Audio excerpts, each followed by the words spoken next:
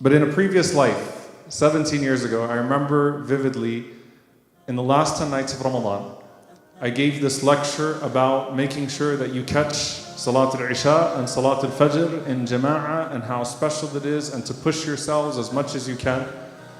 And then I was feeling a little bit tired after Taraweeh, so I said, you know what, let me just go home, let me grab something to eat, and let me kind of refresh myself, and then I'll come back to the masjid and I'll finish the night with the people. And we actually used to do like a khatira at the tahajjud time as well.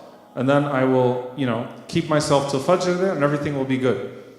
I went home, I grabbed a bite to eat, sat on the couch. I woke up after Adhan al-Fajr. And it was one of the worst days of my life. I felt so miserable that entire day. Like, how did I miss Salatul Fajr? Not only did I miss Qiyam, I missed Fajr in the masjid on an odd night. I felt nasty, and I realized that there was a trick from shaitan. It was the 23rd night of Ramadan that at that point I didn't feel motivated to even work for the rest of the nights. Because you've always got those people. You know who those people are? Those people are the people that say, man, last night definitely had to be it. I felt so great. Did you see the sun last night? Did you see how wonderful it was? And you're just like, God, that was the one night I felt like I tapped out and I didn't do what I needed to do, and like I don't even feel motivated to pursue anymore.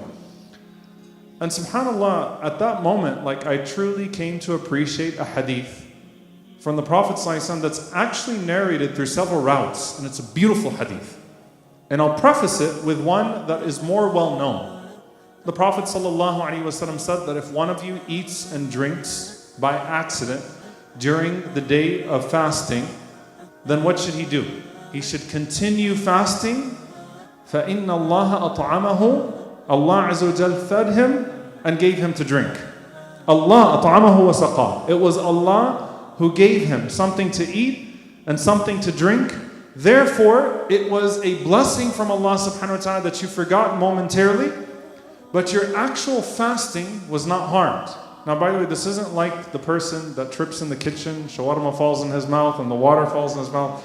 I'm not talking about that guy.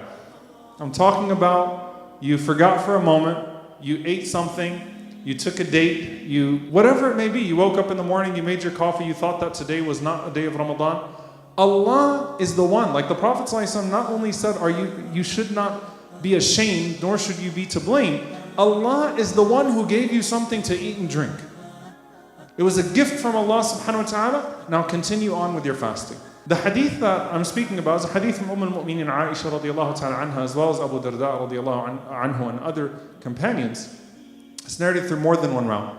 That the Prophet sallallahu alaihi wasallam said that whoever intends to pray something from the night, and then he slept through that time that he was supposed to pray, كُتِبَ لَهُ مَا نَوَى. Everything that he intended to pray was written for him. وَكَانَ نَوْمُهُ صَدَقَةً. His sleep was a charity from Allah subhanahu wa ta'ala to him. How beautiful of a hadith. Whoever intends to pray something from the night, and then he sleeps through that period, حَتَّى أَصْبَحَ. And in one narration, there's so many narrations, غَلَبَتْهُ عَيْنَاهُ, like his eyes got the best of him, he fell asleep. Yesterday there was a brother in Fajr, I'm not picking on you, but I thought he might have died in his sujood. He didn't get up from his sajda. We're all getting beat up in these last 10 nights. We're pushing ourselves.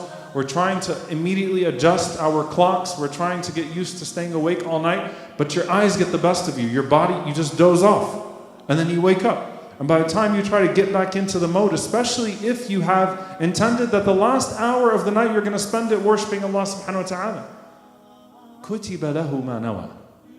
Allah Azza wa Jal wrote it down for you. As the ulama say in the sharh of this hadith, meaning Allah subhanahu wa ta'ala wrote it down for you. كَأَنَّكَ صَلَّيْتَهُ فِي ذَاكِ اللَّيْلَةِ فِي تِلْكَ اللَّيْلَةِ. As if you prayed it at that time, at the time that you intended. So Allah wrote down the full ajr for you, and the sleep was a charity from Allah subhanahu wa ta'ala, that Allah Azza wa Jal sees that you need some rest, and Allah subhanahu wa ta'ala gives you something to do.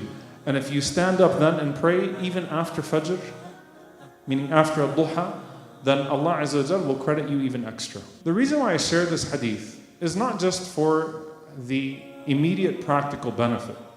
That look, we're going to make plans, and we have to make plans, and we should adjust ourselves. That means taking a nap throughout the, at some point in the day if you can. That means not eating in a way that's, going to induce a food coma, right, at iftar.